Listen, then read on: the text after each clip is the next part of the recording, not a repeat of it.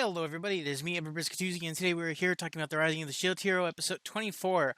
Okay, so my first thought right now from watching the first time in of this episode is just that I'm just wondering, like, because of like Nafumi like saying like how like all of the three heroes plus Nafumi, or I guess just the three heroes, basically weren't able to do any damage to like the giant fish during the wave. Like when I first saw that fish, I didn't even think that it was like a shark or a whale. I thought that it was a fish ship, but then it just turned into but then it ended up just turning into like a giant like shark thing. But I honestly thought that it was like a ship mixed with the fish. Like none of the heroes were able to do anything, but then somehow out of nowhere, like Raftalia shoots like a glow what's called harpoon gun and then hits it and then does damage out of nowhere. And then Nafumi's just like, oh, because of how high level Raftalia is now, she can do damage. Now my theory slash my question is like, are the heroes parties supposed to be a lot bigger than they're supposed to be? Because like it seems like you can like level up individually, but it seems like the three heroes do absolutely nothing to any of the monsters, because they did nothing when they fought against the ghoul thing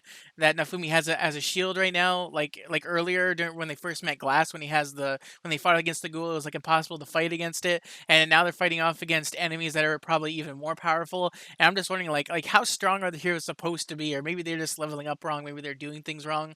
But so far, it seems like they're doing things wrong, because we saw before the 9 minute mark that Melty almost died. She like, got captured by one of the fishmen from the wave, and then got like was about to get thrown into the water with one of them. And like it seems like they were really intelligent, because it was that fish was using her as a hostage, and we saw the queen being very saddened about it.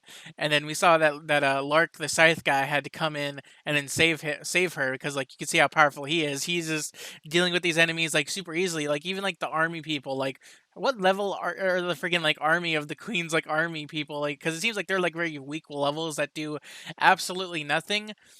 One funny moment that I've seen that we saw throughout the starting of this episode is that for some reason Ren is acting like a kitty cat. Like he's like can't like he got it like it seems like all of the three other heroes gotten over their seasickness. Like Ren, Itsuki, and the spirit hero Moyatsu.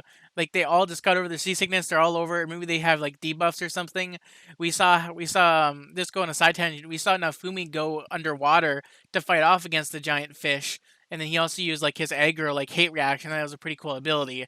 We saw him being able to swim under there without his penguin suit from last episode, and apparently it's either the queen did something to him, gave him like a spell, or maybe Nafumi used a spell himself, or maybe Philo was able to use an ability to like be underwater.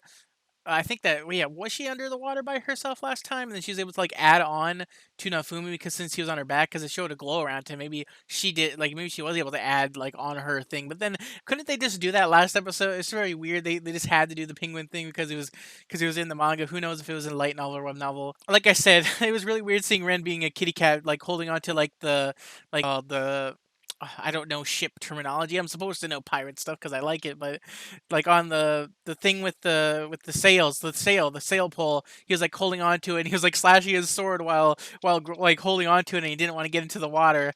And then one of the cool things that the giant fish did was shoot laser beams, which was pretty cool. One thing that I noticed that I didn't realize in the manga, but realize it more here, is how the queen is always like with the army. Like she's like one of those leaders that are like always at the very front, and that's pretty cool. Especially how you get brownie points because it's a woman doing it. Like people would think that, but other than that, the starting of this episode is pretty good, and I'm really enjoying it. And it seems like they got their forces really mobilized really quickly, and I really like where the story's going right now. Right now, the Lark, the Scythe hero, like I said, he's doing some pretty good damage, and they even got like all the civilians from the island off the island, so they're doing a pretty good job.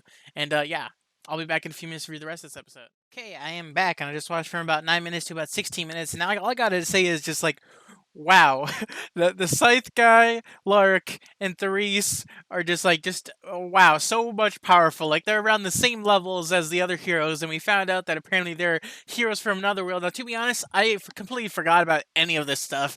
Completely just clueless. Didn't know anything about these characters. I only knew about them like since the beginning that I saw them in the second OP song. But like they're from another world. Now, to be honest, I really wonder what the mechanics are of this. Like when they're in their world, like it seems like they can transfer worlds at whim. Because we saw last episode they were very worried about like showing up the next day and like hanging out with Nafumi and stuff like that. So I'm going to assume that it's either they had to like meet up and do something else, or they got sent back to their world and they had to like respawn and then come back to this world again. Now I'm just wondering, do waves also happen on their world, or is their world more like climate like worldly like events happening? Because because like I'm pretty sure that someone explained to me, I remember it now. Someone said that the two worlds are merging and conflict is happening, so maybe they're like jumping over some, because like they did say that if you kill all the heroes, then no, even without all the heroes, waves still begin. Because I'm pretty sure that when Raftalia was a kid, waves were still happening. So who knows if there were heroes around at that time and stuff like that. But we saw that the Lark guy and Therese, like just like I said before, the heroes were doing no net damage to the fakes. Now Foamy had to like lure the giant fish out of the water again, and then Lark literally just needs to use his scythe, slash it, and then does like a combo move with Therese to do like a lightning whirlwind, and then just destroys it. And then like Philo does like a few kicks, but they only do like a little bit of damage. It seems like Lark and Therese did most of the damage to the fish to defeat it. After all that, when Lark and Therese were fighting off against Nafumi and the three other heroes, like to be honest, when Lark was like being very baffled at the other heroes and saying like your heroes like no you aren't,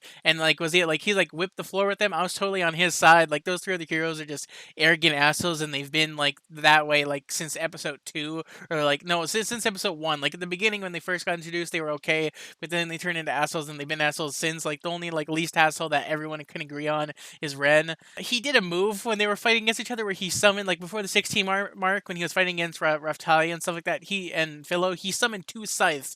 I was just like, what? He can summon 2 scythes? Like that's just weird. Like he also seems to have mostly like a win ability. And then like to be honest, when I saw Therese has a jewel on her forehead. Now I didn't even notice that before. Like I noticed that she had like one on the braid of her hair. I noticed that she had 2 wrist ones plus the one that Nafumi gave her, so 3 wrist ones, and then like she also had one on her forehead. I didn't even see that one before. Like that wasn't even there. And then she was able to summon lightning and stuff like that. Her being able to like summon rain, like now like even summon meteor. Like you could tell that they're heroes because they said that they're heroes from their world. You could tell that they're real heroes because she used a meteor move and was able to like, instead of being like a meteor shots, like she just used meteors from the sky raining down, and she like had to stop like the army's reinforcements to help Nafumi and the other heroes verse these two from the other world. And like she just totally just burned down all of their ships and like crashed them, and then used rain to save them. And like I'm really wondering why their mission is to defeat Nafumi mainly, because like they said that they're gonna kill the heroes. Like you can't just kill the shield hero. And then, like, maybe it's because he's the biggest threat, because he's the strongest out of the other heroes. Like, to be honest, they said like the other heroes weren't like gonna help Nafumi at all, and they said that they came to this island to level up in order to get stronger. And even though that they leveled up to get stronger, they're still weak as hell. So I'm really wondering, like I said before, what the leveling up system is like, because we saw that these two heroes are like I'm assuming magic based hero, gemstone magic hero, and then scythe hero. I wonder what the other two heroes are like. Because like, is it also 4 in their world too? Because it's very like a lot of questions to ask there. But I'm really wondering like how they leveled up at the same pace, sort of like as our heroes, but they're like way more stronger, and only like Nafumi can like hold up against them. And we saw that Nafumi and even Raftalia and Phil are very reluctant to fight against them, but they need to do it anyways. So far, it's a very like engaging episode. I'm really liking what's happening so far. So yeah, I'll be back in a few minutes to review the last bits of this episode. Pretty amazing so far.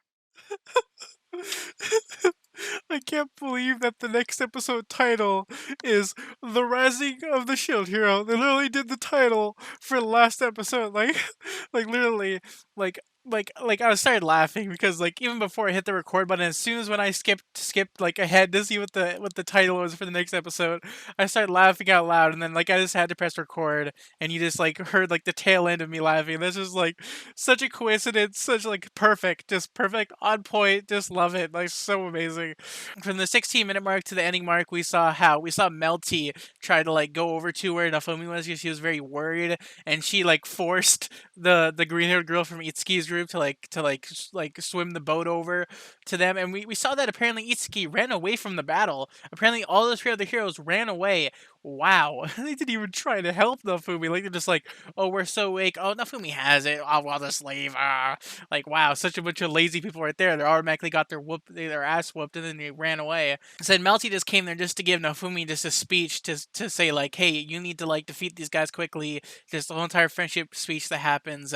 One thing that I saw that I remembered, especially from the manga, is how Lark towards the ending of the battle before Glass shows up, because she shows up, and that was a pretty awesome moment when she showed up. We saw Lark say like, "Nofumi, aren't you having fun?"